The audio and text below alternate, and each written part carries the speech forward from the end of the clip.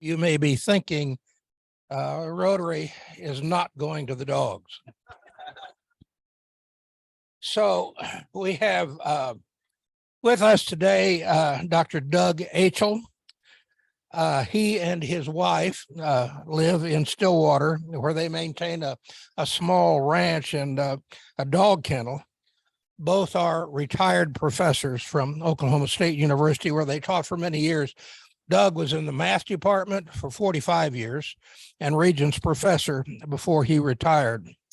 Doug has also handled dogs at the Iditarod, the Canadian Challenge, pedigree stage stop races, and he served as a race judge for the pedigree stage stop race since 2015, and he was a trail crew member at the 2022 Iditarod. Currently, they're retired racing sled dogs in Stillwater are four, named Vulcan, Vixen, Rico, and Gabby, and we have Rico with us here today. Sled dog races, Doug tells me, they require canine athletes. They're commonly called Alaskan Huskies, and with exceptional genetics and training. And in this talk, he's going to discuss sled dogs as racers, their environment, and his participation in the 2022 50th Annual Iditarod race. The 2023 Iditarod race, by the way, starts in Anchorage, Alaska, coming up on March 4th. And Doug has participated in various aspects of this 1,000-mile marathon for several years. So would you please help me welcome Dr. Doug Aichele? Rico.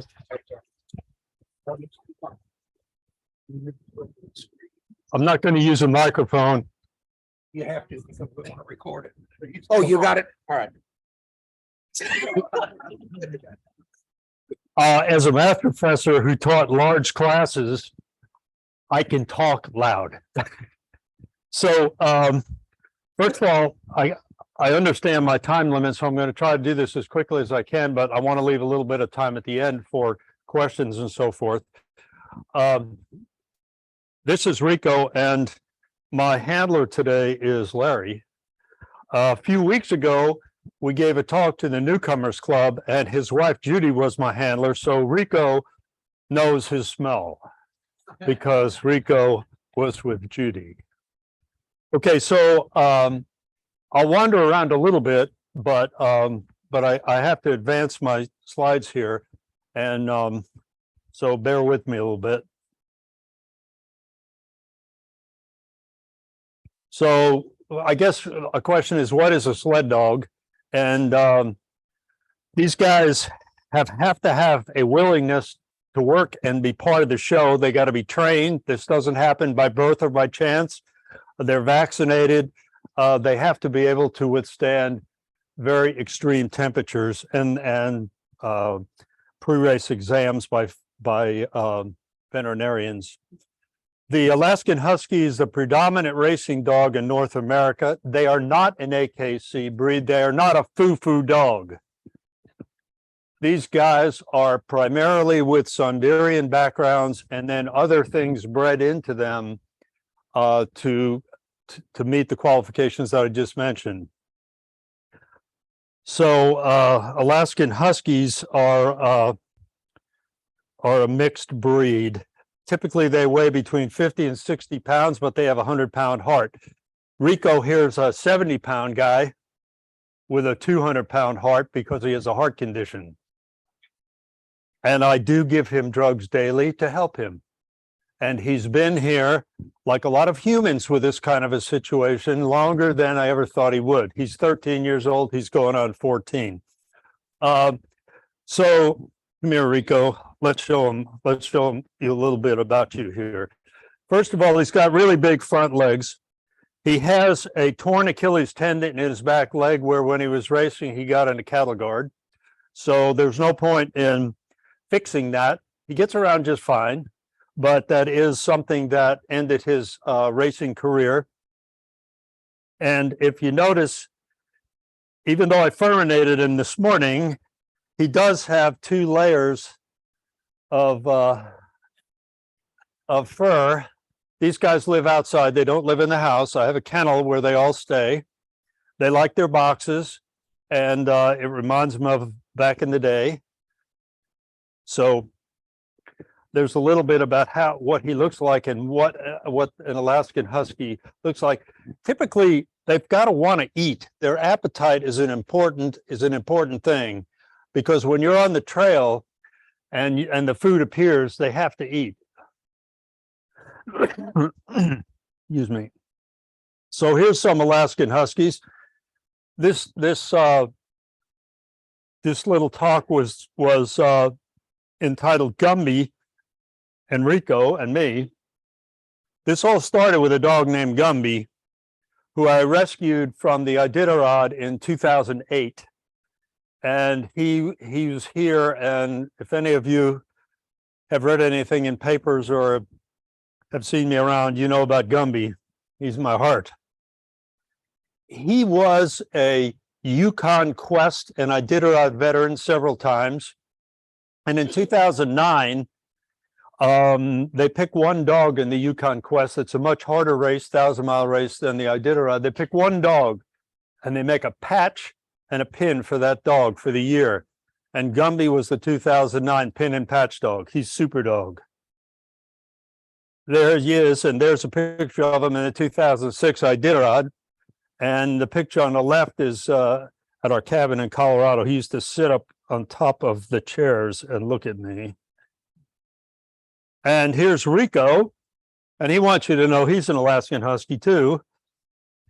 And two of the other dogs that I have at home are brother and sister.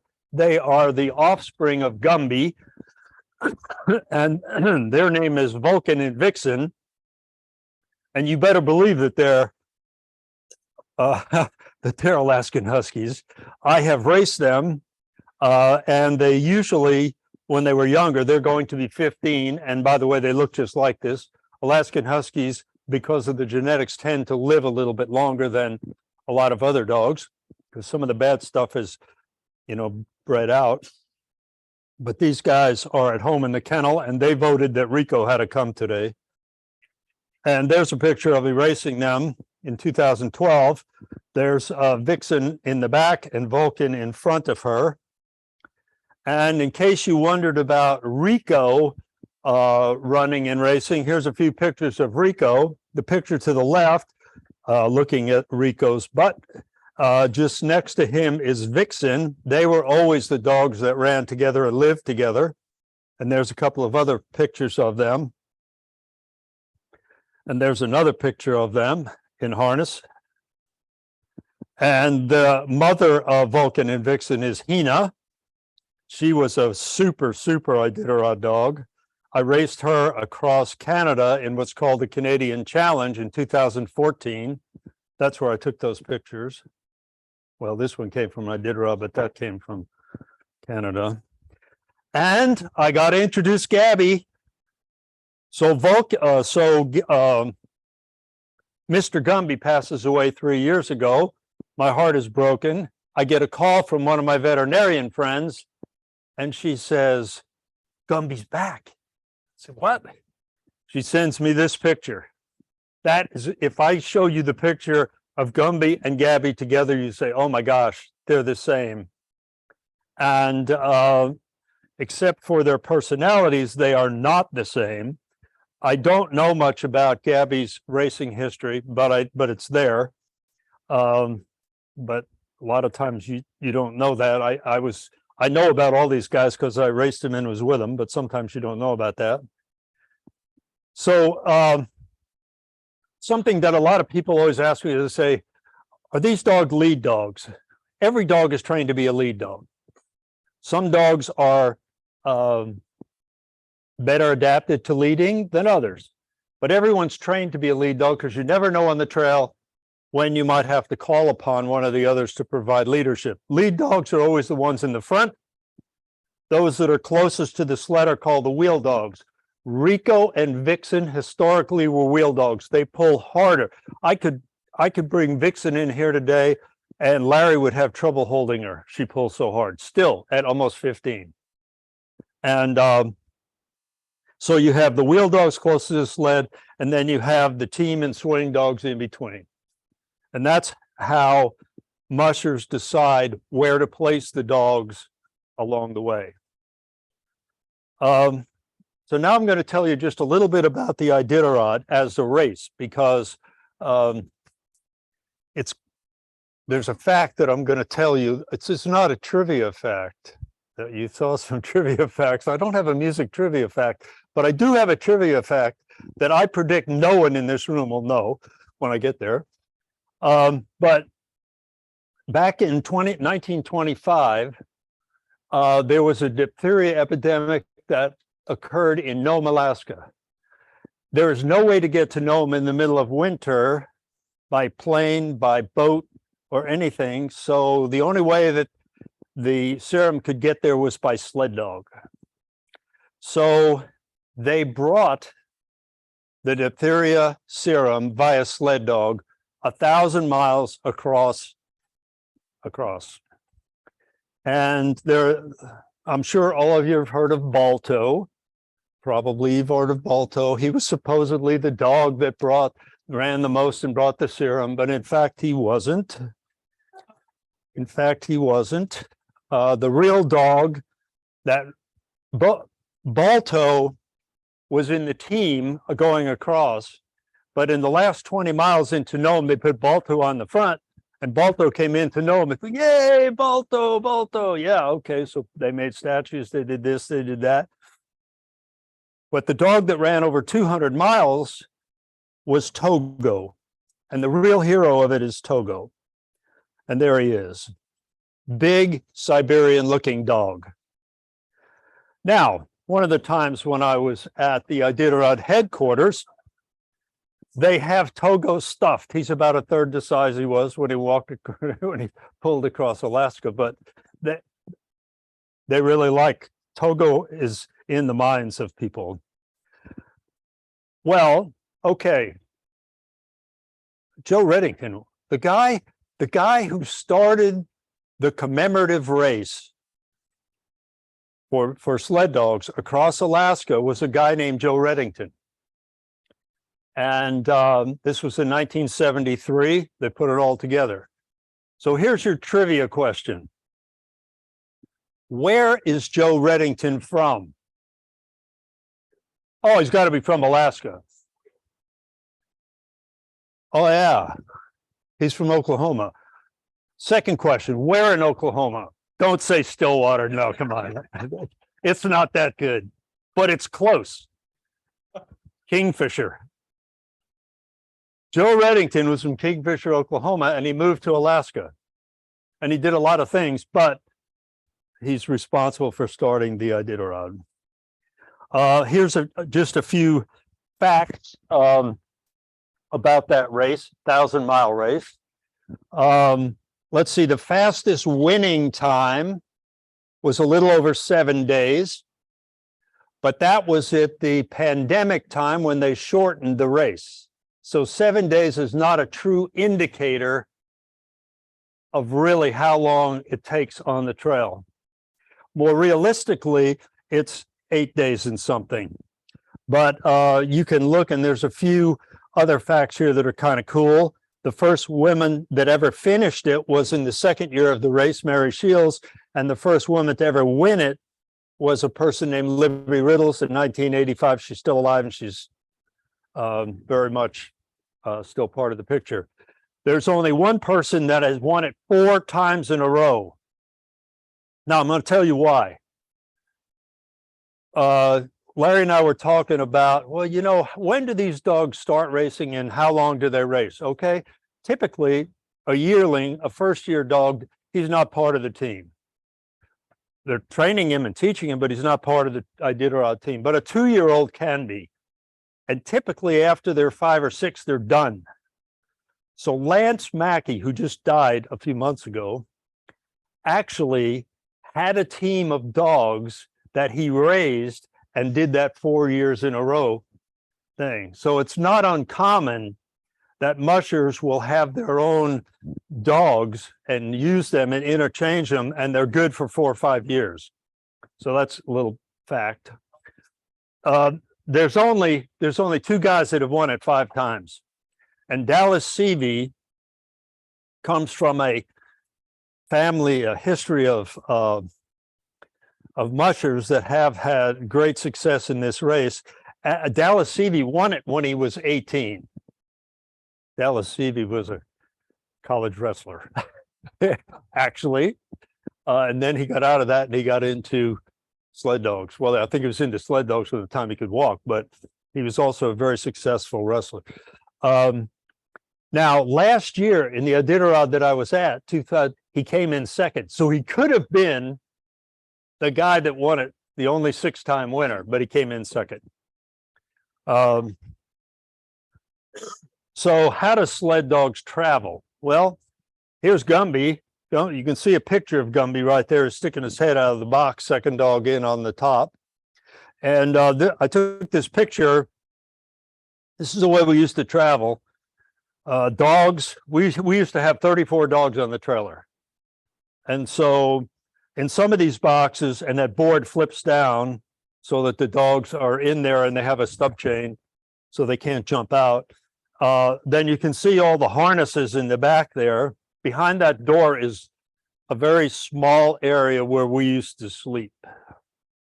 I will tell you, the back of this trailer folds down. So at night, we would leave the trailer folded down so that the moisture, we wouldn't get moisture from dogs breathing, right? It was not uncommon that at 2 o'clock in the morning, one dog goes. Pretty soon, 34 dogs are talking to you. Do you think you sleep through that? No. This is Vulcan and Vixen, and they were being sold. And I looked at them and I said, someday, guys, we're going to be together.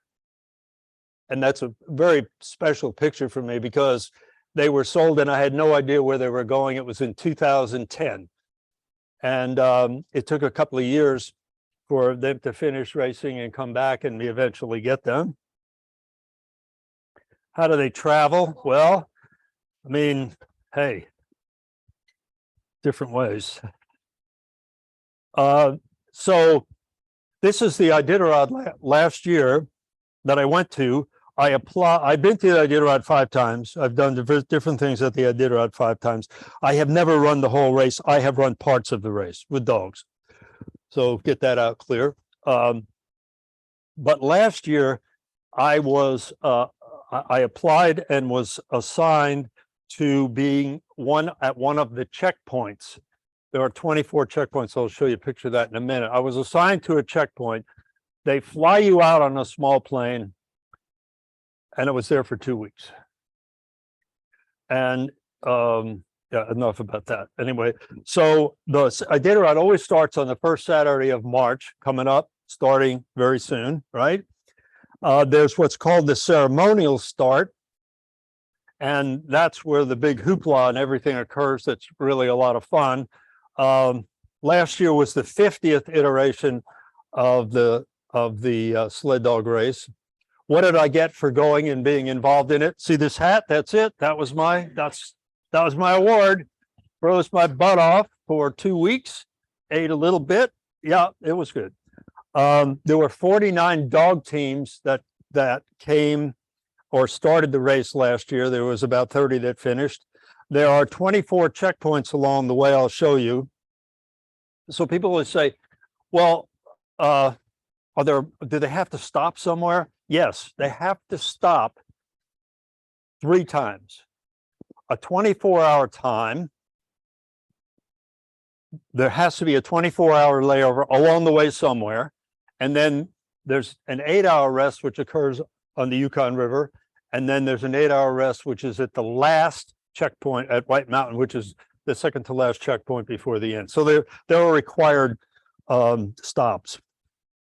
And if you look closely, here's the route. It starts in Anchorage, and that's where the ceremonial start is on Saturday. Everybody packs up their dogs and they take them to Willow on Sunday, which is where the timing for the race actually starts. And then from there on, the clock goes until they get to Nome. When you reach Orpheus, there on even numbered years, it goes around a loop to the north. On odd years, it goes a loop to the south. And so that there's 24 of these checkpoints along the way. A couple of facts. Everybody starts with 14 dogs. You must finish with at least 5. That means what happens if you decide that you're going to leave some dogs along the way? What happens to them? What do they do? Shoot them on the trail? Heavens, no. These dogs are better taken care of than we were who were working there. No, I'm serious. The veterinarians are everywhere. They are checking dogs all the time. And there's a new rule that says that if a musher does not bring to the attention of the veterinarians a sick dog and that dog would happen to expire, that musher is automatically eliminated from the race and possibly in future races. So it's mushers are very careful about how they do stuff. And you start with, the 14 dogs. You can't add any. Those 14, that's your team. Along the way, if you decide that a dog might not be able to continue, you can leave the dog at a checkpoint.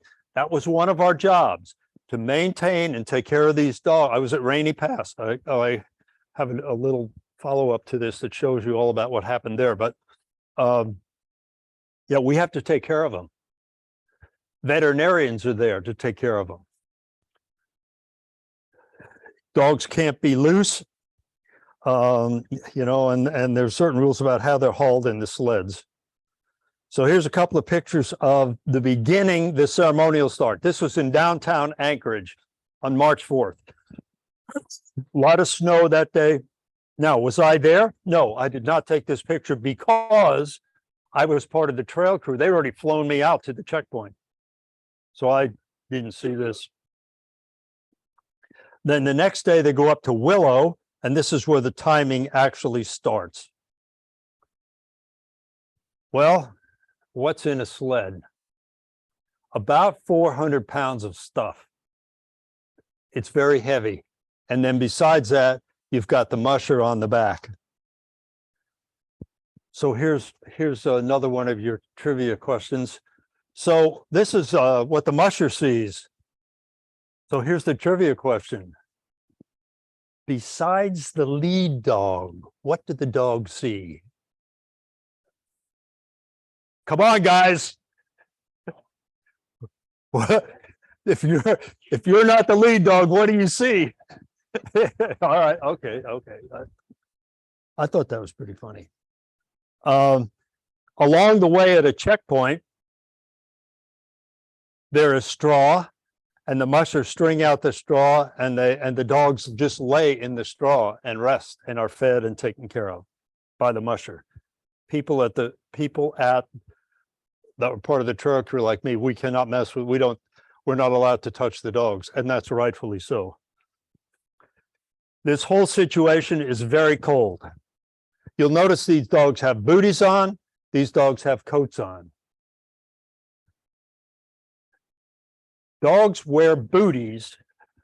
By the way, I brought a bag of stuff. After it's over, if you have, people ask me lots of questions about what kind of gloves you wear, what kind of headlamps you have, all this stuff. I brought a lot of stuff. I'll be happy to talk to anybody about gear, and I brought some booties if you'd like to see some booties. What happens is that between the paws, snowball crystals develop, and they cause the paw to spread and split.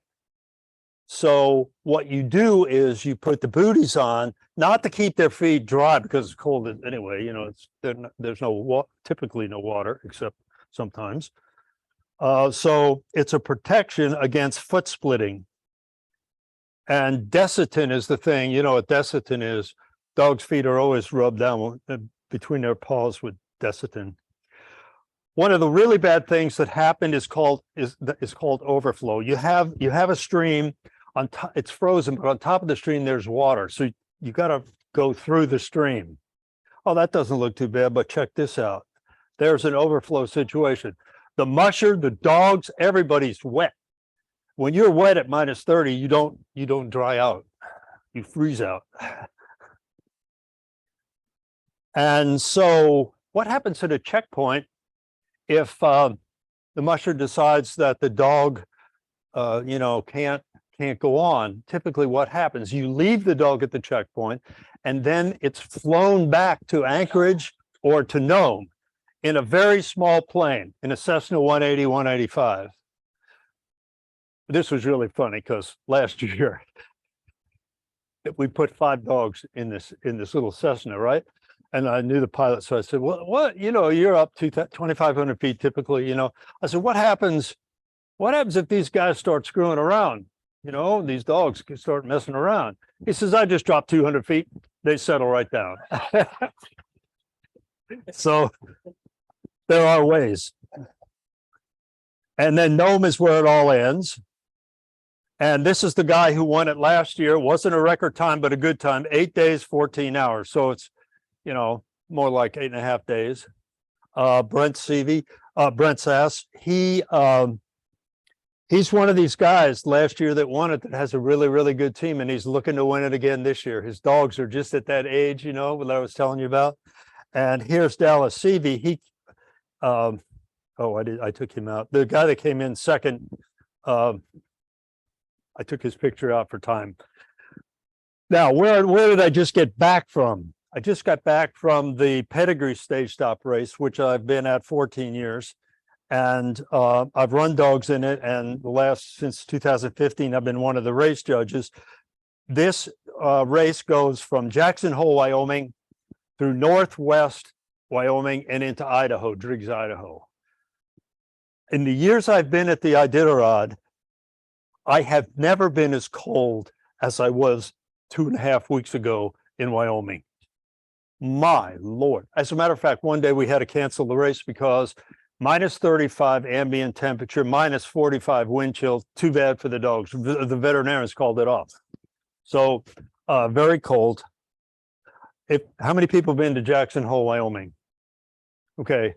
Jackson Hole, Wyoming is owned by the Mars Company. Mars, Snickers bars, pedigree dog food. They built this place. It's unbelievable. They sponsor this race. And that's the start of it this year. Another picture of it. In Driggs, Idaho, I was out on the trail, and there's the Tetons in the background. It's unbelievable. So here's a few little questions before I take you on I will pass these. Does anybody have any questions? I will do these questions. Yes, sir. Dogs are trained such that these dogs are trained such that you have to give them a rest or they'll just virtually just go until they collapse. Is that right? Pretty much. That's pretty much. That's why you got to watch them. Well, Mark. Yes. There is, as a matter of fact, there is a snow machine team that goes the trail ahead of time and marks the trail. Can people get lost? Yes. Non-stop, day and night. At night. Any other questions real quick? By the way, did you have a question? No, I was just making sure nobody else. Oh, okay. Okay, thanks. If anybody has to leave, go ahead. I'm going to go on for just a little bit, if that's okay. Though I'm not bothered if you leave. Now, this is a special thing that I like to do, and this is the first time I've ever done this in a talk. This dog, Aphis, this is the Iditarod in 2007. The dog got separated from the team and was loose, and nobody could find him.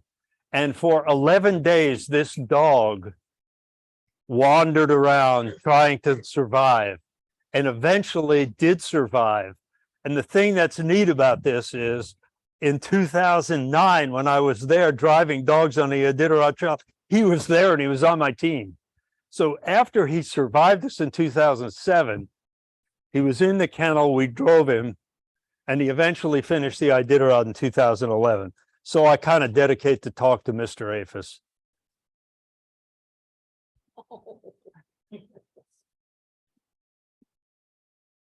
All right.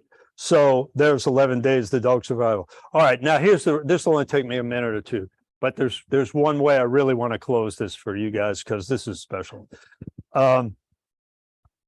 This is last year. I took these pictures when I was dropped off at Rainy Pass. How do we get there? Cessna 185. There I am, the pilot. We're loading up in Anchorage, heading off. Puntilla Lake is where we landed, and that's where Rainy Pass is. So I'm sitting there, you know, this plane seats 3 people, 2 in the front, 1 guy in the back. I'm sitting there next to the guy, and I'm taking this picture because that's where we're going to land. The place where we were able to stay was this little cook shack, because believe me, it was better than nothing. And our job was, you see the tent there? So day and night, there were 3 of us. We stood out there. When the mushers would come in, when the dog teams would come in, my job, like in the middle of the night, because I was a rookie there, my job was to ask certain questions. How many dogs you have? What, you know, we'd write down the time. We do this. It's a very formal thing. And it's very cold. And it's dark and all that. But we had this little old army tent, reminded me back in the day. And we had a little heater in there, so you could duck in the heater. It was pretty cool. But you can see how the dogs, see, they get straw and they lay out, and the dogs lay out. And then when the musher's ready to go, they know that it's time to go. They are constantly always in line in the harnesses. No dog is ever undone unless you're dropping them. This is just a picture of how we set up the checkpoint. And there's another, you see 49 dog teams. We were busy. This was a busy activity. Now, there were 5 dogs that came to us. They were left, they were returned. One of them, I swear, was Vixen, one of my dogs. Oh my gosh, when I see this returned dog, her name was Oryx. I said, oh gosh, this is terrible. Poor Vixen, she's at home. But looked exactly like her. All right, now I want to play this. So how do I get the volume? I have no volume on my computer? I'm sorry?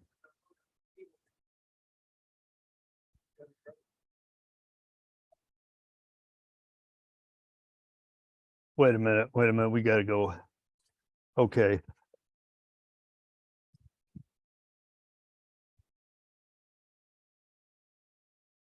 What do you think, Rico?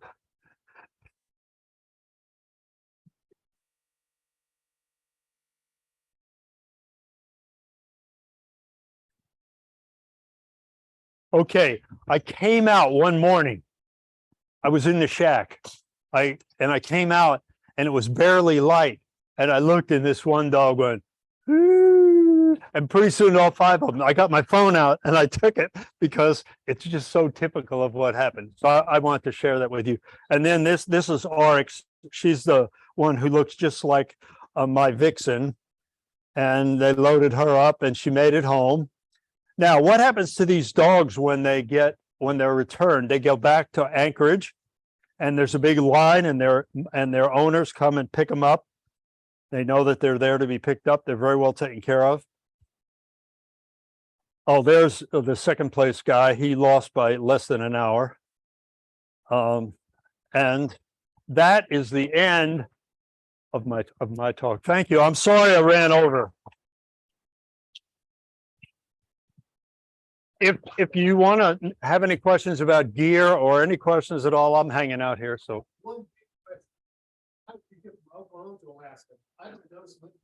can I answer that? Yes. I'm a math professor, right? My wife is teaching in Fairbanks. She comes back with a book. She gives me the book. I read the book. Oh yeah, this is cool. So I find out that there's this guy at OSU, Mike Davis, international superstar on sled dog research.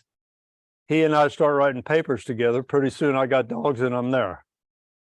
Okay. That's how it happened. Let's give Doug and Rico another great big hand.